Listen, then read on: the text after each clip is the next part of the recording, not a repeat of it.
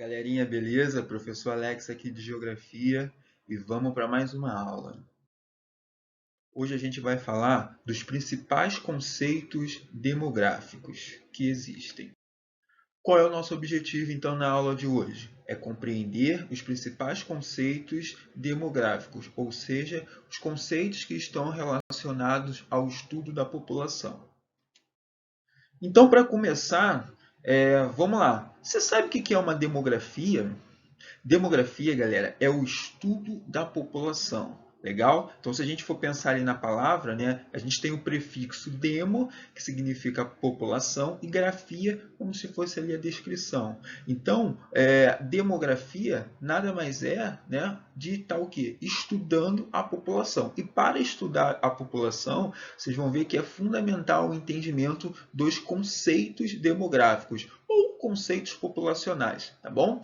Qual é o grande objeto, então, da demografia? É exatamente você entender a variedade que a população tem ao longo, dentro do território. E que variedade é essa? É a sua dinâmica, né?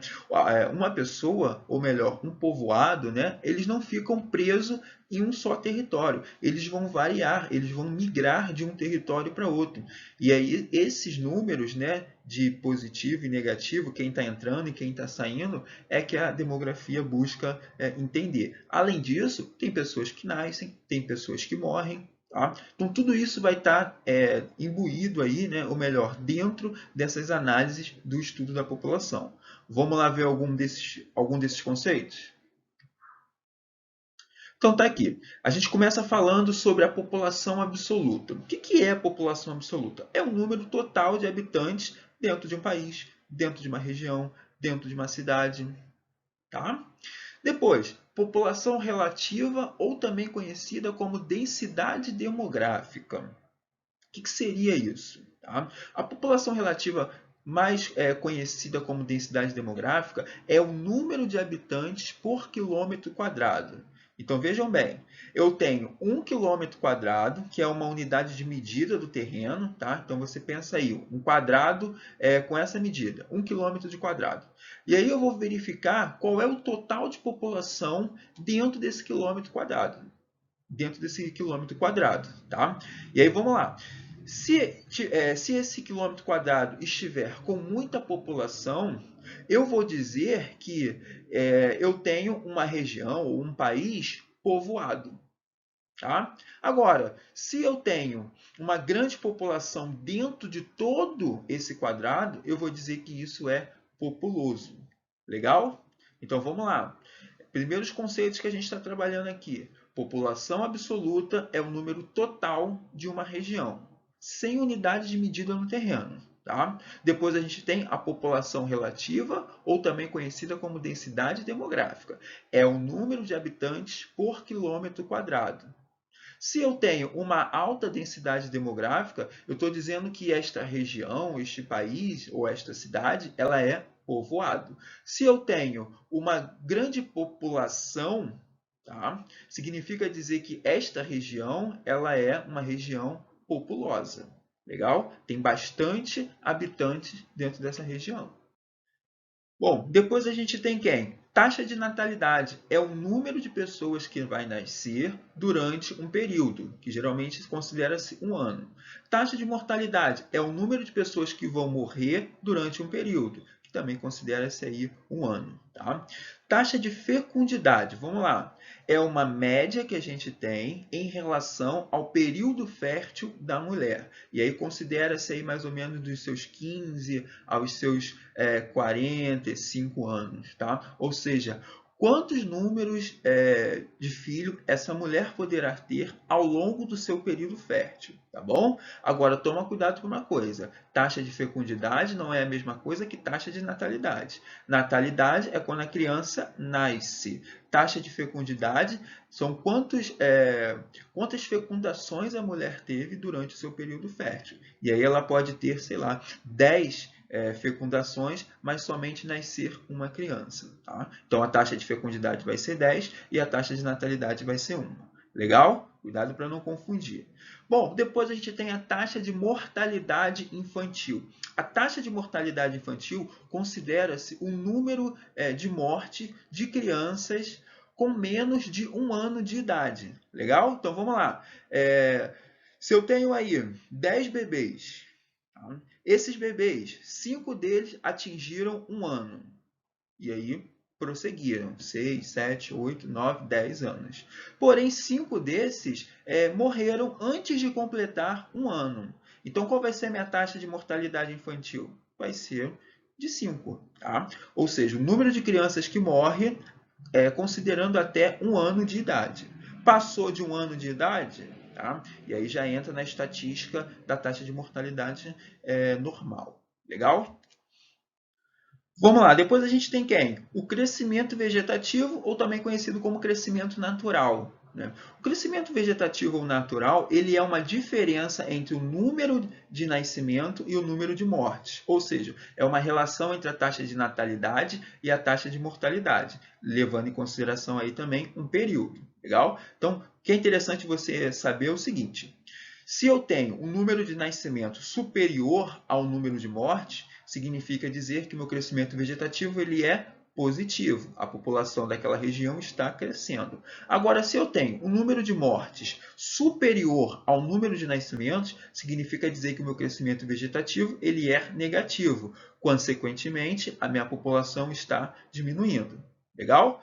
Bom, crescimento demográfico ou populacional. Isso está diretamente relacionado ao crescimento vegetativo. Tá? E aí pensa, eu vou saber ali qual é o crescimento vegetativo, se está diminuindo a população ou se está aumentando. Tá?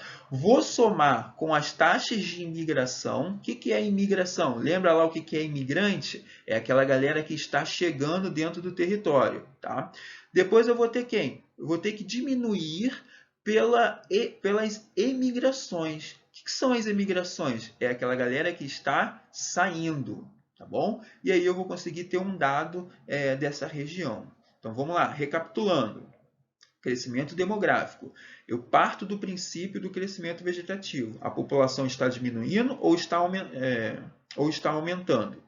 Entendendo isso, eu vou entender a galera, o número de pessoas que está chegando, que são os imigrantes. Depois eu vou entender o número de pessoas que estão saindo do território. E aí eu vou conseguir saber ali o crescimento demográfico ou populacional. Depois a gente tem o bônus demográfico. O bônus demográfico ele é um momento da estrutura etária da população. O que é uma estrutura etária da população? É você entender em qual parte a população está maior. Se ela está maior na parte de idosos, se ela está maior na parte de crianças, ou se ela está maior na parte de adultos. Né? Então, o bônus demográfico é um momento exato em que eu tenho o maior número de adultos. Tá? E por que o maior número de adultos? Porque é exatamente a galera que vai trabalhar. Criança não trabalha e os idosos também não trabalham, eles estão aposentados. Né? Então entende-se isso, que pelo menos eles estão aposentados. Então entende-se que a classe dos adultos é quem de fato está pronto para entrar no mercado de trabalho, conseguir um emprego. Então, o bônus demográfico é esse exato momento em que a estrutura etária de uma população ela contempla uma maior classe de adultos dentro dessa sociedade. Legal? Depois a gente tem quem? O censo, na verdade conhecido como censo demográfico. O que é o censo? É uma grande pesquisa feita pelo IBGE para produzir dados da população brasileira. Lembra lá o que é o IBGE? Instituto Brasileiro de Geografia e Estatística. É um órgão que está ligado ao governo federal do Brasil, tá? Exatamente para produzir dados estatísticos do território brasileiro. Legal? E o IBGE que é responsável por realizar esse censo demográfico. Tá? Então, nesse censo, nessa grande pesquisa que ele vai fazer, né, você vai ter resultados do total da população do Brasil, do total da população do Rio de Janeiro, de Cabo Frio. Tá? Então, essa grande pesquisa busca dar esse tipo de resposta. Legal? Bom, depois a gente tem quem? A expectativa de vida. A expectativa de vida é entendida como uma média em que a população vive. Tá? Ou seja, a expectativa de vida no Brasil corresponde a 75 anos. Ah, professor, mas aí a minha avó ela tem mais de 75 anos. realmente, ela pode ter mais de 75 anos e ela terá muito mais, né? Sendo que, se você for analisar o total da população, né, espera-se que a população brasileira viva somente até 75 anos. Se ultrapassou 75 anos de idade, graças a Deus, essa pessoa está acima da média. Legal? Depois a gente tem o superpovoamento. O que é o superpovoamento? É quando eu tenho uma população exageradamente grande dentro de um território. Tá? E aí isso não está relacionado diretamente à população relativa. Tá? Isso está relacionado muitas vezes às próprias condições que a população se encontra, que em geral são condições de falta de infraestrutura. Né? Ou seja, pensa, por exemplo, nas comunidades, nas grandes comunidades que a gente tem dentro do Rio de Janeiro. Ali é um caso típico de superpovoamento. Tá? Ou seja, você tem muita gente dentro de uma porção pequena do território. Depois a gente tem a população economicamente ativa e a população economicamente inativa. O que seria isso? A PEA, que é a população economicamente ativa, é aquela galera, né, que está apta para trabalhar e estão, sobretudo, com a sua carteira de trabalho assinada, que é um documento, tá? Vocês vão ter isso lá na frente, e aí quem trabalha, né, sobretudo em empresas privadas, a empresa ela tem que assinar esse documento para declarar que você é um trabalhador, tá bom? Já a população economicamente inativa é quem está desempregado, tá? Ou estar trabalhando dentro do mercado informal. O que é o mercado informal? É aqueles trabalhos que não exigem a carteira assinada. Tá? Vou dar um exemplo para vocês. Um feirante, um camelô, uma pessoa que trabalha aí vendendo bala no sinal, de repente. Tá? Então, essa galera ela está dentro do mercado informal e ela está incluída dentro da população economicamente inativa. Depois, galera, a gente tem uma dinâmica populacional chamada de transição demográfica. O que é transição demográfica? É a mudança de estrutura dentro da população. Ou seja, eu saio de um número de nascimentos alto, tá? Vou diminuir nesse número de nascimentos até chegar numa maior parte da população envelhecida. Legal? Essa transição demográfica, ou seja, essa mudança no perfil da população, ela se dá em algumas fases, em 4 fases basicamente. Tá? A primeira fase ela é entendida como um número alto de taxa de natalidade e taxa de mortalidade. Ao mesmo tempo que nasce pessoas, também morre. Legal? Depois, os avanços tecnológicos contribuem para que as taxas de mortalidade, os avanços tecnológicos nos sentidos médicos e sanitários, tá? Ou seja, as condições de saúde melhoram. Então, a taxa de mortalidade ela começa a cair dentro da segunda fase da transição demográfica. E a taxa de natalidade ela se mantém. Legal?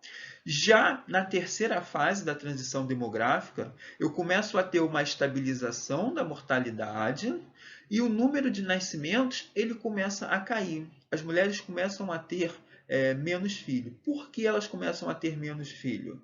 Justamente pelos avanços tecnológicos. Começa a se desenvolver pílulas anticoncepcionais, métodos contraceptivos, né, que vão fazer com que as mulheres se previnam agora em relação a ter filho. Legal? E aí, na quarta fase, né, eu já tenho uma queda na taxa de natalidade e eu já tenho uma estabilização na taxa de mortalidade. O que vai acontecer com o número de idosos? Ele vai ficando maior. Por que ele vai ficando maior? Porque as condições de vida melhoram. Então, tem possibilidade desse idoso viver mais. Tá? Consequentemente, eu vou ter mais idoso do que crianças. Por que eu vou ter mais idosos do que crianças? Porque as mulheres agora elas não estão tendo mais filho. Lembra disso? Por que elas não estão tendo mais filhos? Devido aos métodos contraceptivos que agora estão disponíveis aí para o seu uso. Legal? Então vamos lá, galera. A transição demográfica é uma mudança no perfil da população, tá bom? Ela se dá em fases, em 4 fases. Tá? A primeira fase é quando eu tenho uma taxa alta de natalidade e uma taxa baixa, desculpa, uma taxa alta de natalidade e uma alta taxa de mortalidade também. Já na segunda fase, a taxa de mortalidade começa a cair, a taxa de natalidade se mantém, tá bom? Já na terceira fase, a taxa de mortalidade ela já está se estabilizando e a taxa de natalidade ela começa a cair, ou seja, as mulheres não estão tendo mais filhos devido aos métodos contraceptivos. E já na quarta fase, o que vai acontecer? Eu tenho uma estabilização das taxas de natalidade e mortalidade, que vai ter como resultado um aumento no número de idosos. Por que eu vou ter mais números de idosos? Porque a taxa de natalidade ela está baixa, não está, as mulheres não estão tendo mais filhos. Por que elas não estão tendo mais filhos? Porque agora elas estão fazendo uso dos métodos contraceptivos. Tá? Em consequência disso, a qualidade de vida melhora. Como que a qualidade de vida melhora, professor? Porque lembra que os avanços tecnológicos eles vão melhorar as condições de saúde. Melhorando as condições de saúde, melhora também a condição de vida humana. Tá? Então, o idoso agora ele tem possibilidade de viver mais. Tá? Se ele tem possibilidade de viver mais, ele vai viver. Tá? Então, eu vou ter o maior número de idosos e o menor número de crianças. Então, quando a gente tem um país, por exemplo, passando por essa transição demográfica e atingindo a sua quarta fase, a gente vai dizer que a população daquele país mudou o seu perfil. Legal? Qual é a característica da sociedade desse país, por exemplo? É ter uma população envelhecida. Bom, galera, agora existe um gráfico para a gente estudar a população, demografia, tá? Que se chama de pirâmide etária. A pirâmide etária, ela nada mais é do que um gráfico que vai mostrar a estrutura da população. O número de população, né? Se eu tenho mais idosos, se eu tenho mais crianças ou se eu tenho mais adultos. E aí eu trouxe para vocês aqui um entendimento sobre isso, tá? Vamos lá. Vocês estão observando essa pirâmide etária aí rosa. Tá? Na base dessa pirâmide etária, eu tenho a população jovem. Tá? Eu sempre começo analisando uma pirâmide etária de baixo para cima. Por que de baixo? Porque é onde está ali as crianças, tá? Que está incluída dentro da população jovem. No corpo dessa pirâmide etária, vamos dizer, no meio dessa pirâmide, eu tenho a população adulta. Lembra da população adulta? É quem está apto a trabalhar, é quem está dentro do mercado, quem está dentro do mercado de trabalho, tá bom? Lá em cima, na pirâmide etária, ou no topo dessa pirâmide etária, eu tenho a população idosa, tá? Então vamos lá, entendendo uma pirâmide etária. Na base, embaixo, eu tenho a população jovem, no meio, a população adulta e no topo, a população idosa. Isso vocês precisam saber, legal? Cada barrinha rosa dessa vai representar uma faixa etária. Então, por exemplo, a primeira barrinha ela pode ir de 0 a 5 anos, a segunda de 5 a 10 e assim por diante. Legal? De um lado, né, eu tenho a população da mulher e do outro eu tenho a população do homem. Tá bom? Só para vocês entenderem como analisar uma pirâmide etária. Como que a gente entende as características de uma pirâmide etária? E aí eu coloquei aqui para vocês 3 diferentes pirâmides etárias que vão dar um tipo de característica. A primeira pirâmide etária se refere a uma pirâmide jovem. Por que uma pirâmide jovem? Lembra lá que eu disse para vocês que a população jovem estava na base? Olha como estão as barrinhas ali da base dessa pirâmide etária, que são ali as barrinhas amarelas. Está vendo que elas estão mais alargadas? Isso significa dizer o quê? Que eu tenho um maior número de jovens. Tá? Ou seja, significa dizer também que o número de nascimentos, né, a taxa de natalidade, ela é alta. Legal? Bom, na segunda pirâmide etária, a gente tem uma pirâmide envelhecida. Por que uma pirâmide envelhecida? Como que eu sei? Como que eu vou saber isso, professor? Muito simples, galera. Olha lá a base dessa pirâmide etária. Está vendo que ela tem uma base menor? Agora olha o topo dessa pirâmide etária. Ela é um pouco maior. Isso significa dizer o quê? Que a taxa de natalidade está baixa e a expectativa de vida está alta. Agora você olha o corpo dessa pirâmide etária. Está vendo ali que ela é muito grande? Isso significa dizer o quê? Que toda essa galera adulta, né, daqui a alguns anos, vão se tornar os idosos lá na frente. Ou seja, qual é a característica dessa pirâmide etária? Né? É de ter uma população envelhecida. Legal? Bom, depois a gente tem a pirâmide adulta. Como que eu vou saber, professor, que é uma pirâmide adulta? Porque o corpo dessa pirâmide ela as barras, na verdade, né, elas são maiores do que todas. Agora, cuidado para não confundir uma coisa, a pirâmide envelhecida com a pirâmide adulta, tá? A pirâmide adulta tem o seu corpo alargado, que é o meio da pirâmide etária. A pirâmide envelhecida tem uma característica a mais, que é a base. A base tem baixas taxas de natalidade. A base ela é estreitinha, tá? Em compensação, toda essa população adulta, ela vai se tornar uma população idosa. Bacana? Vamos lá. Qualquer dúvida, vocês comentem aí. Bom, quais são as conclusões possíveis que a gente pode tirar, né, da análise das pirâmides etárias? Primeiro, se eu tenho uma pirâmide etária muito jovem, né, ou seja, eu tenho maior número de jovens dentro dessa pirâmide, né, os investimentos do governo eles têm que estar voltados para a geração de emprego. Né? Investir em educação, investir em escola. Se eu tenho uma pirâmide etária com bastante idosos, né, o topo está largo, significa dizer que o governo ele terá que investir em quê? Na saúde, né? E na própria aposentadoria desses idosos, tá bom? Bom, galera, finalizamos por aqui, tá? Qualquer dúvida vocês comentem, fiquem atentos no próximo vídeo. Tchau!